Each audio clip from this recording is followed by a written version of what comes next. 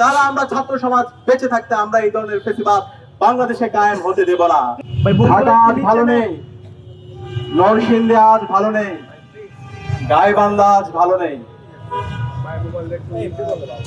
জুলাই বিপ্লব পরবর্তী এত শাহাদাতের মাধ্যমে আমাদের আশা ছিল একটা নতুন বাংলাদেশ পাবো, যে বাংলাদেশে আমার মা বোনদের নিরাপত্তা থাকবে, যে বাংলাদেশে চাঁদাবাজি সন্ত্রাস থাকবে না, যে বাংলাদেশে মাফিয়া তন্ত্র থাকবে না, যে বাংলাদেশে সকল মানুষের অধিকার নিশ্চিত করা হবে।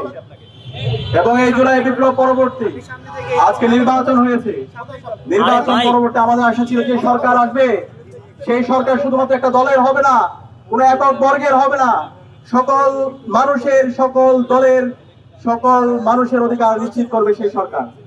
কিন্তু আমরা দেখতে পেয়েছি আজকে এই সরকার শপথ নেওয়ার পরে 12 থেকে 13 দিন হচ্ছে, এই 13 দিনে তারা আমাদের এই দেশের নাগরিকদের জীবনের নিরাপত্তা তারা দিতে পারেনি, তারা আমাদের এই দেশের নাগরিকদের সম্পদের নিরাপত্তা তারা দিতে পারেনি, তারা আমার এই দেশের মা বোনদের ইজ্জতের নিরাপত্তা তারা দিতে পারেনি।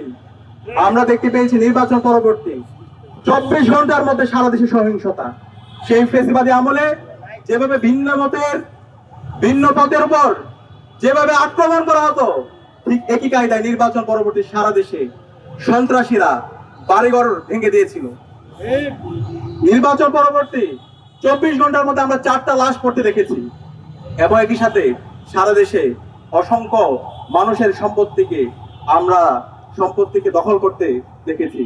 একই সাথে আজকে 12-13 দিনে সারা দেশে আমার মা বোনদের উপর হামলা হচ্ছে। এই ঢাকা বিশ্ববিদ্যালয়ে এক দলের সন্ত্রাসীরা আমাদের বোনদের উপর তারা হামলা করেছে। একই সাথে আমরা দেখতে পেয়েছি রামপুরার মধ্যে 5 বছরের এক শিশুর উপরে হামলার পর তাকে হত্যা করা হয়েছে। যখন মামলা করতে গিয়েছে পরিবার, তখন প্রশাসন থেকে বলা হচ্ছে এই ধরনের দুর্ঘটনা আপনারা মাইনা নেন।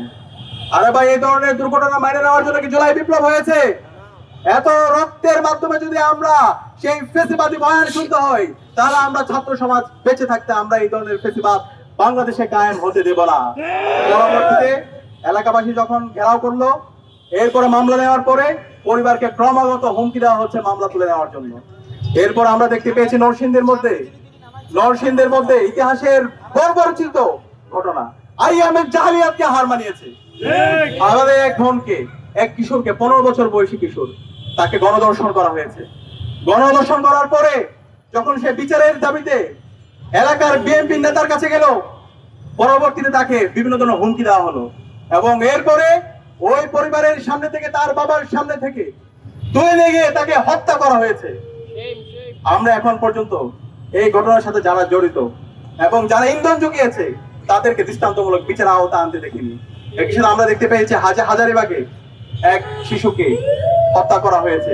এভাবে গাইবান্ধা থেকে শুরু করে বাংলাদেশের বিভিন্ন প্রান্তে আজকে মবের মাধ্যমে নাগরিকদের অধিকার হনন করা হচ্ছে, এবং জুলাইয়ের যারা বিপ্লবী আছে তাদেরকে হত্যাযজ্ঞ করা হচ্ছে। এবং এই খুনি হাসিনা যে গত 16 বছরে বাংলাদেশে ফেসিবাদ কায়েম করেছে, গুম খুন আইনাগরের মাধ্যমে বাংলাদেশকে একটা অকার্যকর রাষ্ট্রে পরিণত করেছে, এবং এই জুলাই বিপ্লব আমাদের 2000 ভাই বোনকে শহীদ করেছে। এই খুনি হাসিনা এবং তার দূষরদেরকে আবার বাংলাদেশে পুনর্বাসনের ব্যবস্থা করছে একটি দল। আমরা সাবধান করছি এই খুনি হাসিনা এবং তার দূষরদের বিরুদ্ধে বর্তমান সরকারকে জিরো টলারেন্স নীতি ঘোষণা করতে হবে। এই বাংলাদেশে খুনি হাসিনাকে ভারত থেকে নিয়ে এসে তাকে ফাঁসির কাস্তে ঝোলাতে হবে, রায় কার্যকর করতে হবে। এই জুলাই বিপ্লবে যে আমাদের 2000 ভাই বোনকে শহীদ করেছে, খুনি হাসিনার যারা মাস্টার মাইন্ড আছে, এই আওয়ামী লীগ, ছাত্রলীগ, যুবলীগকে এই বাংলাদেশে বিচারের আওতায় নিয়ে আসতে হবে। তাহলে আর কোনো অফিস খুললে এই বাংলাদেশের ছাত্র জনতা প্রতিরোধ গড়ে তুলবে। এই বাংলাদেশে আওয়ামী লীগ কোনো রাজনৈতিক দল না, আওয়ামী লীগ হচ্ছে সন্ত্রাসী সংগঠন।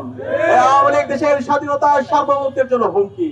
সুতরাং এই আওয়ামী লীগকে এবং খুনি হাসিনার দোষরদেরকে এই বাংলাদেশে বিচারের আওতায় নিয়ে আসতে হবে, এবং সারা দেশব্যাপী যে ধর্ষণ হচ্ছে, যে সন্ত্রাস হচ্ছে, যে মাফিয়া তন্ত্র হচ্ছে, এই সন্ত্রাসীদেরকে দ্রুত সময়ের মধ্যে অ্যারেস্ট করে তাদেরকে বিচারের আওতায় নিয়ে আসতে হবে।